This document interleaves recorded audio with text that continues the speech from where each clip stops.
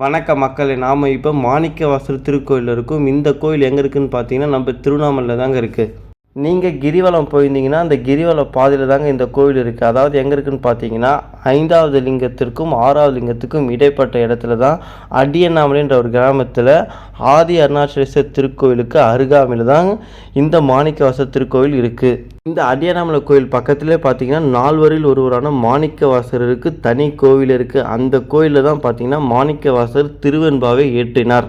அதாவது மார்கழி மாதத்தில் அதிகாலையில் சைவத்தை பின்படுத்துவர் இந்த பாடலை பாடிதான் இறைவனை வணங்குவார். அந்த பாடல் ஏற்றியது இந்த கோயிலில் தாங்க. சரி, அப்படி என்ன மாணிக்கவாசகர் சிறப்புன்னு கேட்டிங்கன்னா அது ஒரே வார்த்தையில் சொல்லிடலாங்க. அவர் ஏற்றிய திருவாசகம். திருவாசத்துக்கு உருகாதவர் வேறு எந்த வாசத்துக்கும் உருகாது அப்படின்னு சொல்லுவாங்க.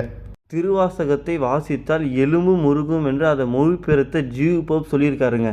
இன்னும் சிறப்பாக சொல்லணும்னு பார்த்தீங்கன்னா சிவபெருமான் பூலோகத்திற்கு அதாவது மதுரைக்கு புட்டுக்காக மனசு பெரம்படியே வாங்கினார். யாருக்காகன்னு பார்த்தீங்கன்னா மாணிக்க வாசகருக்காக தாங்க. அவ்வளோ சிறப்பு கொண்ட மாணிக்க வாசகருக்கு இன்றைக்கி குரு பூஜை. அந்த கோயிலில் பார்த்தீங்கன்னா வழிபாடு நடந்துட்டுருக்கு. அனைவரும் போய் கலந்துக்கிட்டு அவர் அருள் பெறுக.